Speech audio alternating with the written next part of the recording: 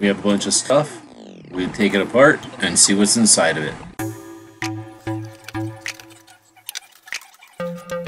This was a very inexpensive space heater, probably less than $20. It's been sitting in the shed, obviously got weather on it, just gross. Not worth the time at all. Let us know what you think, but barely one switch and a motor. I accidentally took the motor apart, so not even really any useful parts from it.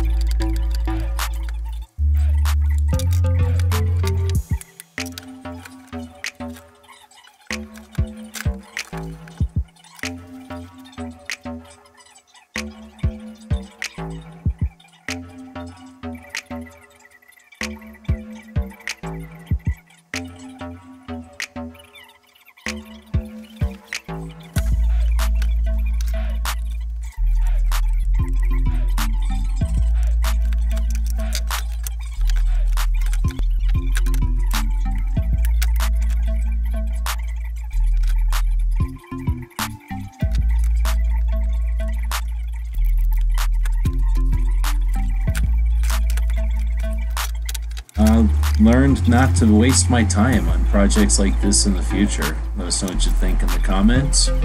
Till next time.